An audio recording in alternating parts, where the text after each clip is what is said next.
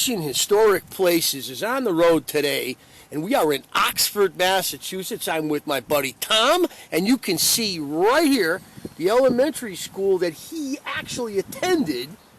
Tom Stewart. Clara Barton Elementary School, named after Clara Barton, the founder of the American Red Cross. And one of our first nurses, along with Florence Nightingale, that she was there at the Battle of Antietam. My former students will remember, in the field south of the Northwood, administering care with bandages she purchased herself to wounded Northern soldiers, especially of Fighting Joe Hooker's First Corps. It's an amazing thing. We're going to check out Sacarapa Pond. We're going to catch some fish. And we'll go to Clara Barton's gravesite, and she went as far south as Andersonville, which you all know is a big Civil War prison camp in Georgia with 35,000 people at its heyday. Yeah, we're heading into the heart of Clara Barton's Oxford here. But remember, the key is we want to catch some fish, and there's hard water out there today. We're going to be ice fishing, so fasten your seatbelts. Angel of battlefield of Franco-Prussian War, Spanish-American War. So this is, as Tom is telling me, Clara Barton's grave site. You can tell by the American Red Cross on top of her gravestone. Out here in Oxford, Mass, the Barton family plot, and there we see the earthly remains of Clara Barton, angel of the battlefield, Civil War 1861 to 65, Franco-Prussian War 1870 and 71, Spanish-American War 1898, organizer and president of the American Red Cross 1821 to 1912. She just missed World War I. Just missed World War I. You think about Clara Barton going to Lincoln and pleading with him for the good medical treatment of the soldiers that she knew would be wounded. The Civil War ended up being a meat grinder, as you guys know. Soldiers went into battle with all the idealism of the mid-19th century, that Victorian idealism, and they went into a battlefield that was rich in industrial technology. The new mini balls and the rifles with rifled muskets, we should call them, Springfield and Lee Enfields, and of course the artillery, led to just terrible, terrible wounds that involved quite often amputations. And Barton took the easy approach. These soldiers need simple care. They need clean bandages administered regularly. They need a motherly figure at their bedside. They need to be spoken to with compassion. They need to be comforted. They needed to be provided with the best that the North could provide. And of course, at that time, it was about sending numbers south. People weren't thinking about the aftermath of these battles. She was there at bloody Antietam.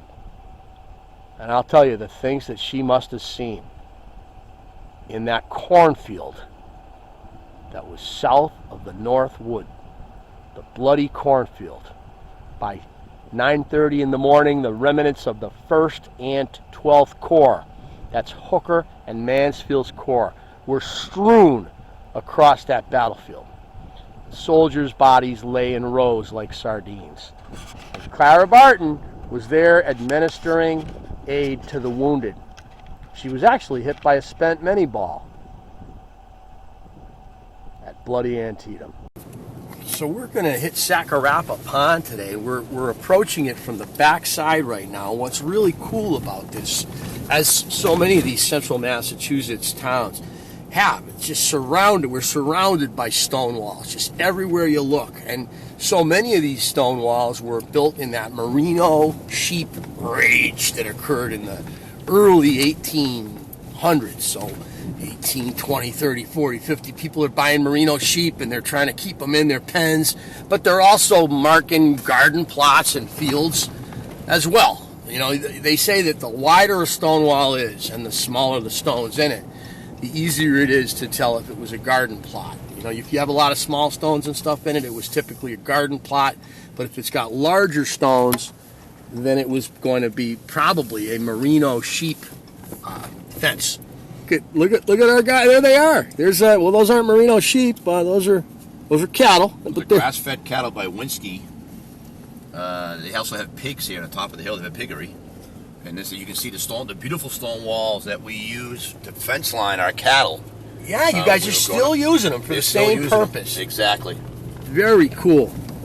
That's a lot of people think they're all garden plot markers. You know what I mean? But if you look at the length of this wall going up this hill, it's going to go all the way up, almost to where I grew up, to the farm.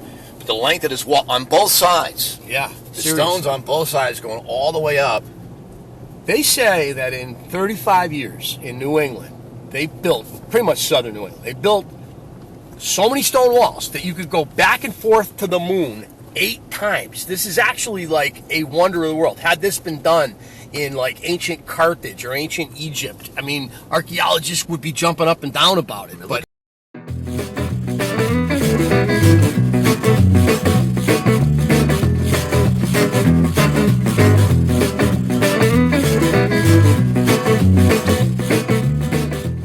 so right here, as you can see, we're looking at about an inch of ice.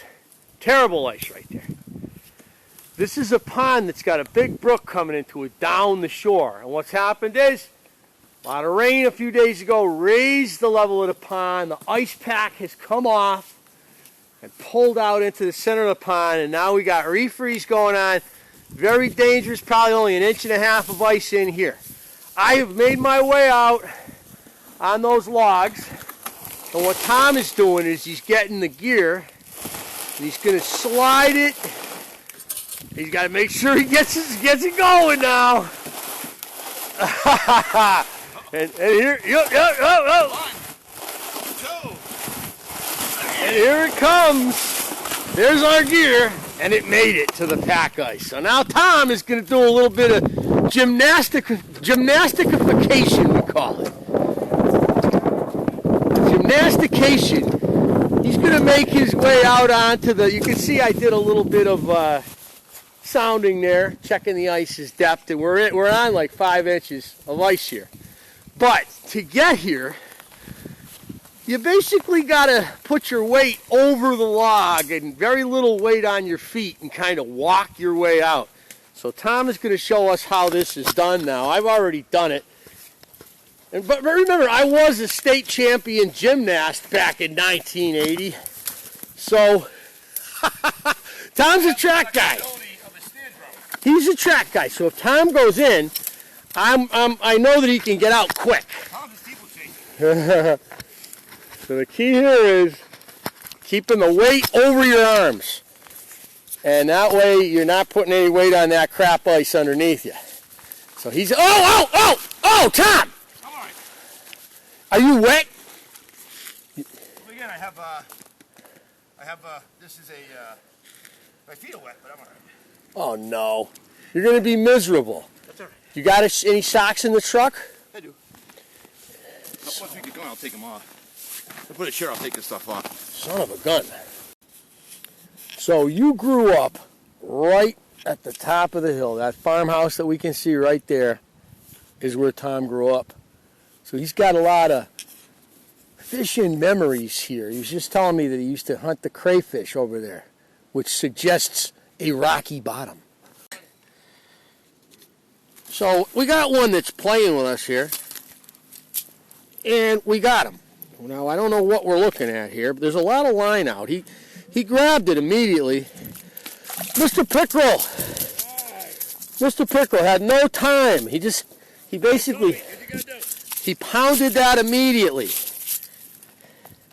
Shane Pickerel at Sacarapa Pond, little fat guy. Got a lot of worms. He's got a lot of them, see them little black spots, tapeworms. Got another flag, and you can see somebody's messing with it. Oh yeah, look at him go. Oh yeah, he's spinning. Finally getting some, oh, look at him go. Look at him go. Oh, did I get him? Maybe. If I did, oh yeah, I got him. He's not a big fish. He's really cranking. He was tearing line. I think I'll show you a pickerel. Oh, No, largemouth. Nice little bass. Largemouth. Look at him. Nice So we got multi-species today. We got a pickerel and a bass. Pickerel and bass. Oh, he's a little pounder. Look, about a pound and a half. Yeah, pound and a half. Nice little guy.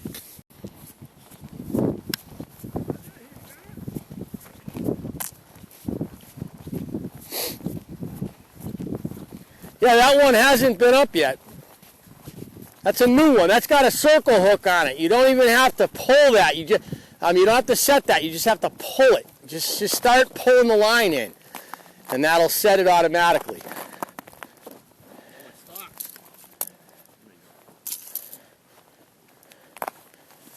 I got him. 3 for 3. Ooh, nice largemouth. Nice largemouth. Yeah. Well, he's got a circle hook. I believe that's a circle. That's a nice largemouth. No, that wasn't a circle. That was the other one. So it's gutted him, but it's okay. I can get it. That's a nice largemouth. Yeah, he's a little bigger than the other guy. Before it, I went in through the gill with the pliers. Yeah. Hey, Tommy! Tommy! That one. Oh, did ya? That's it? Oh, nice. Little largemouth. Not that little. A little about I'll 2 get pounds. another picture of him. So we're set up here on Sacarapa Pond. And interestingly, right over there, you can see the mill dam running right across that low spot there between the two hills. You got a hill on the left and then a hill over here on the right. And on the right edge of that hill, we'll get some shots of it later on. You can see one of Samuel Slater's mills. Now, you know Samuel Slater, he had a photographic memory. And he was working over in England and he memorized the plans for the mills that the English were using to make textiles. And then with that memory, he came back to the Blackstone River in Rhode Island and he created his first mill, which is now a national park. But very few people know that he actually had a mill here in Oxford, Massachusetts, and that mill was relying on the water power, and I'm standing on that water power right now with one of the few people that knew about Samuel Slater's mill and actually grew up right next to it. So this is kind of cool. Again, like the things that Massachusetts has to offer that are just forgotten about. You know, Rhode Island has made that original mill a national park now, but Tom was just reading off the internet a little bit about Samuel Slater's other mills, and right behind Tom, another flag has popped up. And I don't see it moving. Maybe it's Samuel Slater. Samuel Slater's ghost has yanked on our... Mill here. No, I think that might be a wind blow because it's just sitting there, Down. straight down. So I will reset. That was just spinning like nuts. Got him. Got him. Another bass is my guess. Careful because they want to wreck the line at the bottom of the ice. He's still going sideways.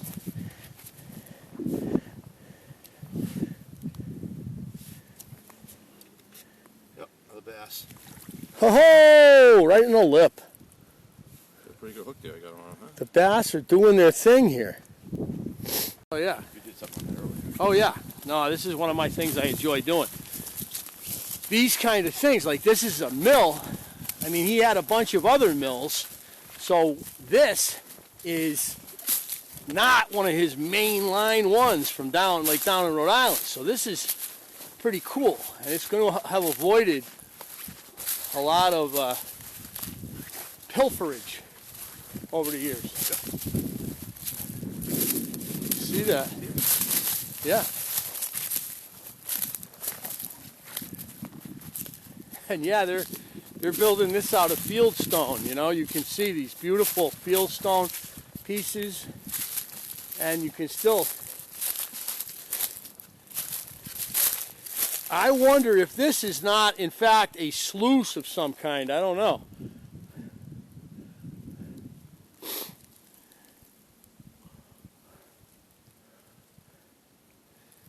You can see it's this deep pathway built up on both sides. There's no exit for the water, so I doubt that's what it is. But you can see some bricks here on the top. So, yep. This foundation is made of the fieldstone, and I'm sure the actual mill itself was fired brick. Now, that fired brick is valuable. You know, especially in the Depression, if you own it, you have people take it apart and sell it. So, who knows? This mill was probably deconstructed and sold. And I would imagine the workings of the mill would have been down here somewhere. You know, that's why we're looking at these stone walls that are really big where the mill dam is. You would have figured there had to be a water wheel of some kind that would have powered this. Yeah, right in there somewhere. Before the beavers dammed up this portion of Bug Swamp, Yeah. there was actually a separation from the beginning of the waterfall to, Right. those two trees. So the mill foundation is probably in there somewhere. Right, so this we call that Bug's Hole, and then when the Deaver That makes dammed up the sense. whole thing, this now became one, but this was separated. That makes complete sense. And So that's where the water, that's where the that's where the mill foundation is. And in fact, that's what that hole is on the other side over and there. this was Bug. We called this Bug's Hole. And that's where the hole of the mill would have been. Right. So if you went diving down there with a scuba gear and a metal detector, you'd probably find some old artifacts at the bottom of that little. Yeah, totally. Time has a way of erasing things a lot faster than people think. This is an old road. Yeah, this road, you said this road is the Sutton Road? This is the old town road going into Sutton, Massachusetts. Wow. Up on a town farm road into Whittier Farm, which is a very common and successful farmer here in Sutton that sells produce and corn and so forth. This would go all the way But to long Whittier ago, Farm. this was a main It road. was the main road way back in the 1700s, early 1800s, and it's been discontinued. Yeah. Obviously. Yeah. You can see the beaver's been working here diligently. But right up here, like you said, there's You can see yeah. with the well, with the Yeah, that's kind of what it was, right? It was kind of a well. I mean, edged out. You can yeah. see it was edged out. And Yeah. kind of contoured, going clockwise, so if you will. yeah, this is the mill race right here. This Correct. is where you would have had the water Water would have been right wheel here. would have been right here. And it contoured back towards that dead tree over there to your right. Right. Back towards the mill. Right. The water wheel was probably here. The mill foundation was here. That could have been an office foundation up top, for all Yeah. we know. Yeah. And the mill foundation was here because this flows down to the dam Right. all the way Maybe to the that other side. explains this big stone wall that we're looking at over here on this side, because we were talking about how it's bigger than it has any right to be. Doesn't make You know. sense that you would have cattle this far down. Right. So was that big foundation that we just walked through the site of the actual mill? It was actually over there, and that was an office back there that we were just looking That's at. my guess. I'll tell you, that oak right there would know. That oak See would that absolutely size know. of that oak, the big old white That oak. oak's probably 250 years old anyway. Oh yeah, and you know what you can tell about that? See how it's got the spreading limbs? They come out on, and the same thing with this oak right here. It's got the spreading limbs, and that shows that it was originally in a field, because the limbs spread out. And when you look at some of these others, like this, I think it's an ash right here. See how that ash goes straight up? That guy grew when this was all forest. And getting back to the oak, there's only one thing that has more. So this road that you're looking at, railroad, heading straight as an arrow north, runs from Providence in the south right up the Blackstone River to Worcester. And we're here in Oxford Center. And as we know, Samuel Slater industrialized this area, the whole Blackstone River Valley. And Here's of the course, old depot building. the depot, the railroad depot right here. I'm the only one on the planet that says depot and not depot. But Charleston, old New England town, growing through the years from a farm hub to a railroad hub to what it is now, kind of a suburb between Worcester, Providence, and Boston. It's a little different now, But here's Clara Barton's birthplace in Oxford, Mass. And there's been some effort made to connect Clara to the work of that other famous Oxford resident, Alan Joslin. And this is not only Clara Barton's home and homestead, but it's also a diabetes camp for children with diabetes. During the summer, they have a pond, and this is look at the raised planting beds here. And this is just something else. This is another one of those things that Massachusetts is not, they're just everywhere in Massachusetts. You can't drive 10 miles without stumbling on something like the Clara Barton Homestead. So if you're out here fishing or otherwise, come on and check it out. In the summer, this is open. You can tour it, learn about Clara and the work she's done in the American Civil War and beyond, and for the cause of peace. She was one of the first great fighters for peace on the planet, which might seem a little, idealistic in the world today, but in the mid-19th and late 19th century, there was a tremendous movement to try to bring about peace on the planet. I mean, we see the manifestations with the League of Nations and finally the United Nations. Ineffective as they may seem today, they are a manifestation of that idea from the 19th century. Clara Barton's Homestead.